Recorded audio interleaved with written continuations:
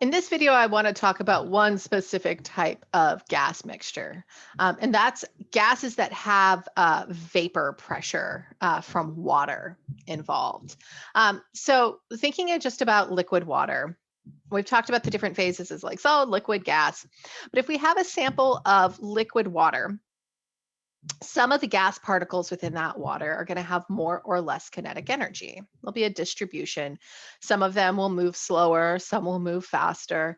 There'll be an average kinetic energy associated with it, but a small percentage of them are going to have enough energy that they can actually leave the liquid state and be a gas just above the surface of the liquid. And some of those gas water particles will lose energy and they'll become part of the liquid, and others within the liquid will become part of the gas above it. But anytime you have a sample of liquid water, you also have water vapor or water in the gas state above the surface of it. And so that's kind of represented here that we have some of our particles are actually in the gas phase while the rest are in the liquid phase. So a lot of times we collect gases over water by bubbling it through water. Here's an example. Here's a picture. Like if we're producing gas in a liquid and we want to measure the amount of a gas that's produced in some sort of chemical reaction, we oftentimes bubble it through water by putting it into a measuring device that's completely filled with water and is upside down. And then the gas will displace that water into the bowl around it, and you can measure the volume of the gas that's produced. Which is it's a really helpful way of measuring a volume of gas that's created by a chemical reaction. By displacing water.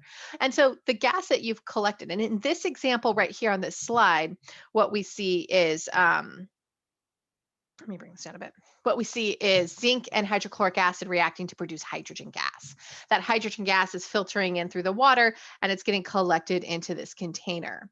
But because there is water in the container too, liquid water, that means there is some gas water as well, along with the hydrogen. And so we aren't collecting a pure sample. We have a gas mixture of hydrogen and water vapor at the same time. So this is a common experimental technique that we use in labs. And so we're teaching this to you so you know how to correct for that water vapor pressure, right? So Dalton's law of partial pressures allows us to handle this with just a little bit of math and get a really accurate amount of hydrogen that is produced overall. So, what we're going to do is kind of walk through how to do that. What we'll do is we'll figure out what that volume of hydrogen is. We'll figure out what volume of the, and we'll subtract away the volume of the water vapor that is part of that gas that's collected over the water. So let's talk about this through an example. And I love this table's awesome right here. So what this is for water, because we don't normally collect over a different type of solvent, right? Unless the gas was going to react with it. But it's usually water. And so we have this table that gives us the partial pressure of water vapor over a liquid at a given temperature. As temperature increases, that partial pressure of just water is going to increase as well, because more particles will have the energy to be in the gas state. And so what we can do is we can look up our, for each temperature, what that partial pressure of water is, and then correct for that presence in our gas mixture. So in this example problem, we've got 32.5 milliliters of hydrogen gas that's collected over water. This is the picture we saw in the previous slide. Now that water's at 25 degrees Celsius, so we can assume the gas is at 25 degrees Celsius too. And the pressure in the room is 755 millimeters of mercury. So that's our pressure in the room. So the question then is, what's the partial pressure of the dry hydrogen gas? All right.